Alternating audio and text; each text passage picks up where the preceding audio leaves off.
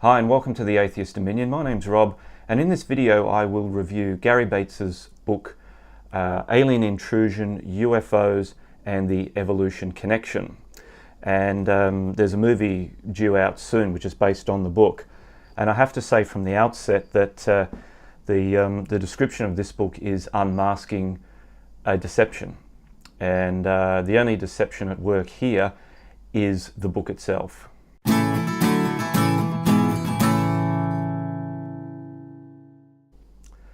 This is Gary Bates. Gary used to work in management and marketing. One day, Gary found God and became a Christian. Then, a little while later, he found Ken Ham and became a young earth creationist. And everything he has done since then has been with a creationist agenda. Gary has absolutely no scientific background. He's not a theologian, but he's watched a lot of science fiction. Imagine yourself as one of the crew of this faster-than-light spaceship of the future. So the deception begins right here on the cover of the book, because you've got the word alien and UFOs. So anyone unfamiliar with creationism or Gary Bates's work would look at this in a bookstore and think, oh, this is a book about UFOs. Nothing could be further from the truth. And deception number 2 is on the back cover, because on the back we have a number of glowing reviews from various authors and scientists and so forth. So the first one is from Philip Bell, a scientist and educator. And that's what Gary has written there, scientist and educator. What Gary doesn't bother to tell you is that Philip is a creationist who believes that dinosaurs roamed medieval England. Philip is also on the staff of Creation Ministries International, and it just so happens that Gary is the CEO of Creation Ministries International in the US. Review number 2 is from Alex Williams, whom Gary lists as a scientist, author, and former consultant to the UN. Again, Gary fails to mention that Alex is a creationist and has had his work published within Creation magazine. And the third review is from John Hartnett. And predictably, Gary again doesn't mention that John is a member of Creation Ministries International. So there's a whole bunch of deceptions right here just on the front and back cover of this book. And I just have to say first up, I really don't care if Gary puts forward his ideas about UFOs aren't and whether alien life exists or it doesn't exist. I think the whole UFO thing is so old hat now and doesn't really seem, after all these years, no one's ever proved anything or discovered anything. Doesn't mean to say we should stop looking, not at all. We must keep looking for intelligent life out there. I personally believe there is life on other planets. But have they visited us? Who knows? I don't know. So Gary is well within his right to not believe that aliens evolved on other planets and so on and so forth. But for Gary, what he has done is deceive the buying public right from the book cover. He hasn't been upfront about his religious convictions. So getting into the book, chapter 1 really is a mishmash of hating NASA, hating Carl Sagan, and explaining or trying to explain that science fiction is really just humanity's way of finding deeper spiritual meaning, certainly within a Western context. Chapter 2 is a strange chapter because at that point you'd think in a book about UFOs he'd get into the whole UFO phenomenon, but instead he goes through a list of science fiction authors and pretty much denounces all of their work, mainly because they're atheists, as if by saying that the reader should be thinking, oh beware, these people are atheists. Clearly Gary and everyone at Creation Ministries International has it in for atheists, and Gary is not shy in labeling people atheists as if it's a Danger Will Robinson moment. Gary then spends pages 64 to 70 telling us in no uncertain terms that it is absolutely impossible for technology to propel any sort of life form across interstellar space, with the upshot being that aliens cannot get here. Now, certainly within our technology we can't do that, but who knows with alien cultures and their advanced technologies. Again, who knows? But again, it's strange that in a book that's touted as being about aliens and UFOs, he spends an entire chapter telling us that it's impossible for them to get here. So I'm pretty sure if you're a ufologist or you're keen on the whole UFO phenomenon, you'd really be wondering what you've got yourself into with this book. I mean, look at what we've accomplished just in the 20th century alone, the century just passed. At the beginning of the century, man had never flown. By the end of the century, people had been to the moon, and advances in flight and faster and faster international travel. Look at where we've come in just 100 years. So to have the attitude that no, it'll never happen, nothing can ever get here because the distances are too great, impossible, don't bother looking, that's it's negative. That's a very defeatist attitude, and that's an attitude that permeates Gary's book.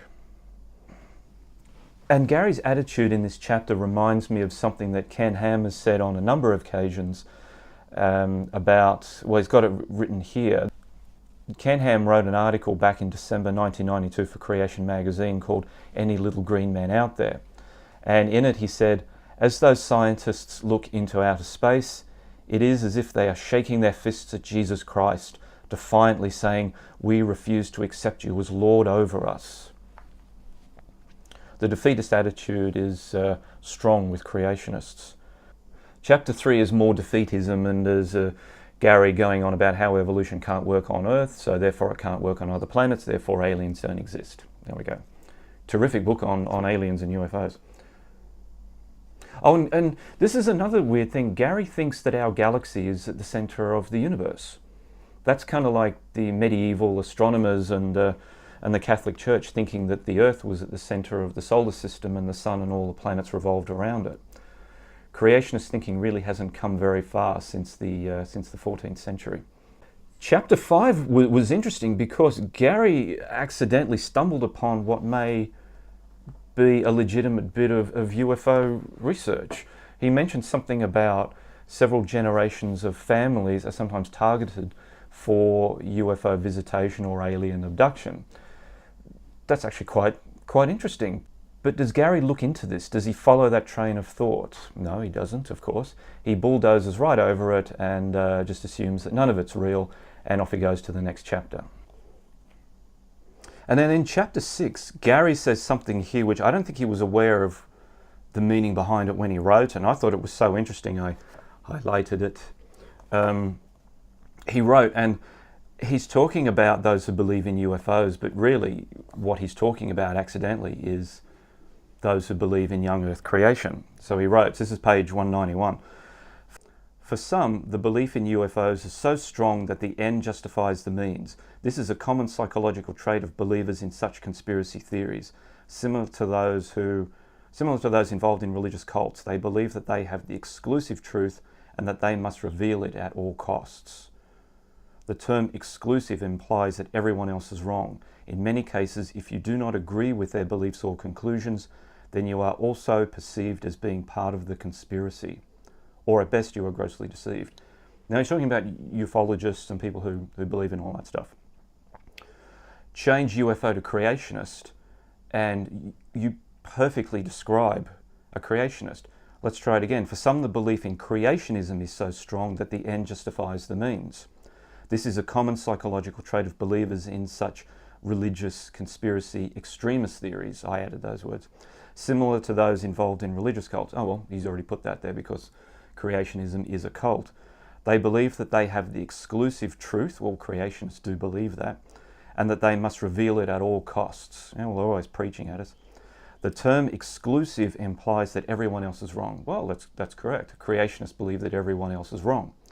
In many cases, if you do not agree with their beliefs or conclusions, then you are also perceived as being part of the conspiracy, or at best, you are grossly deceived. Well, that's a better description of creationists than ufologists.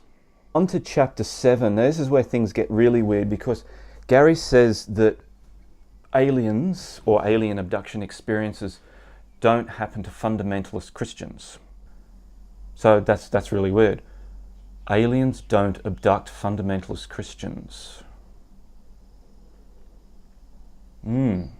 Gary's found a couple of friends in promoting his beliefs about the reality of alien abductions, and he's come across this group called CE4, and he describes them as the most respected clearinghouse for UFO reports in the world. They're based in Florida, and I always wonder why these sorts of people are always in Florida. Fundamentalist Christians and creationists and conspiracy theorists, they always seem to have offices in Florida. I've been to Florida, lovely place, just like Queensland. Well, except for all the crazy creationists. Well, actually, no, that's not true, because Answers in Genesis started here in Queensland. Oh my God. Anyway, why does Gary rank this group of UFO researchers so highly? Well, because they believe exactly what Gary believes. So what do we got next? Page 258 in the Gospel of Gary. Where are we? 258. On this page, Gary gets to the whole point of what's been on his mind for the preceding and rather pointless 257 pages. Gary's world-astounding conclusion that is, if you are being abducted by aliens, all you need to do is shout the name Jesus Christ and the aliens will go away. On 258, Gary now mentions a reporter for the, Florida Today newspaper. Her name is Rita Elkins, and she did a story, a very positive story on this CE4 group. What Gary doesn't tell you in the book, as usual, is that Rita is a devout Christian.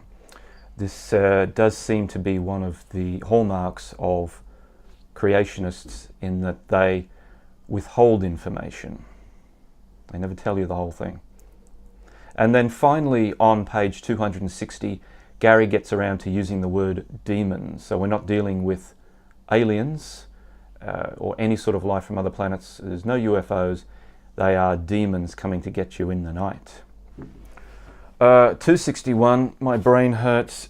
Gary knows who the right Christians are and those who aren't. You have to read between the lines in what he's saying on this page. You have to be a fundamentalist, young earth creationist to be a right Christian. And to me, that's just ugly religious bigotry and not nice at all. And then here comes the predictable Bible thumping. I'm not going to read it all. In fact, I'm not going to read any of it to you now. Gary sums it up on page 269, where he says that demons are flying at us from another dimension designed to lead us away from Jesus.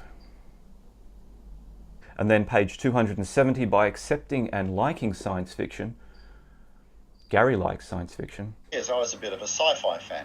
And yeah, I wouldn't say I was hardcore. I probably read more sci-fi books than the average bear out there, but I loved Star Trek and Star Wars. I think I've seen every episode of Star Trek. And of course, Gary is certain that it's only young earth fundamentalist Christian creationists who can be saved from these demon attacks from another dimension. These are the exclusive people that he accidentally mentions on page 191. Chapters 9 and 10 are redundant, and he's sort of back to the Bible thumping in huge quantities. And I skimmed some of that. And then finally, at the end of the book, he's got his recommended resources. Goes on for several pages. Every single one of them is a young earth creationist.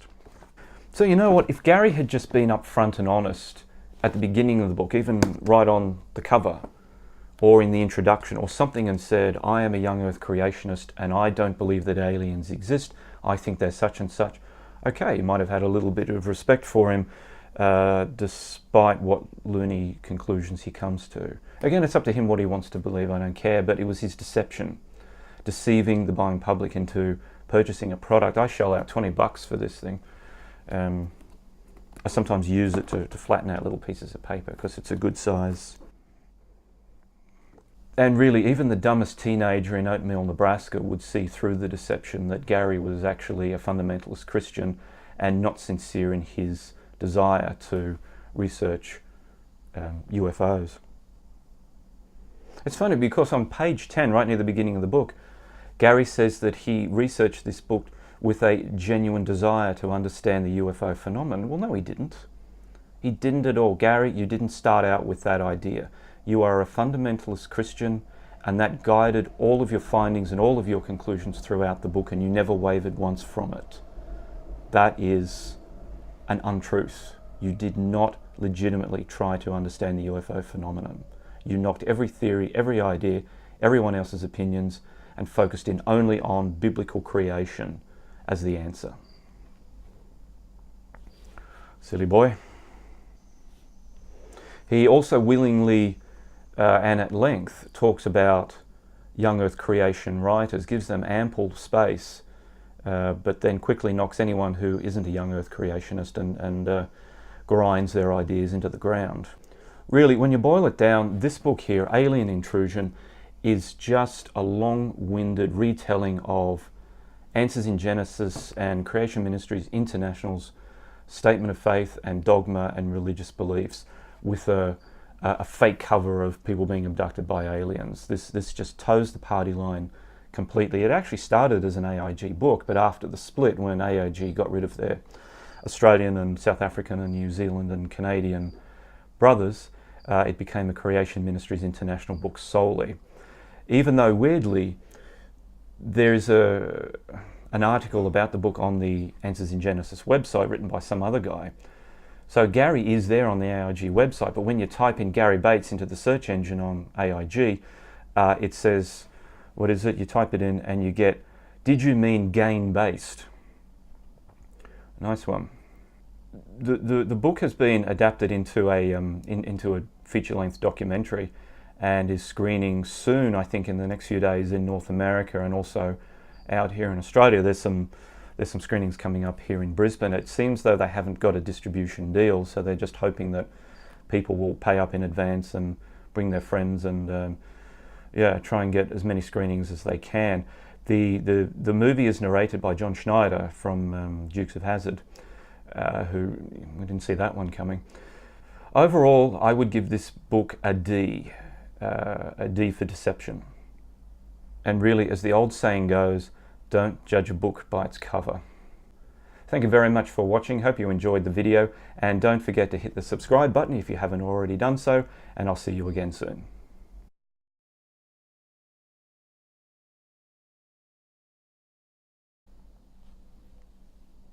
I get indigestion.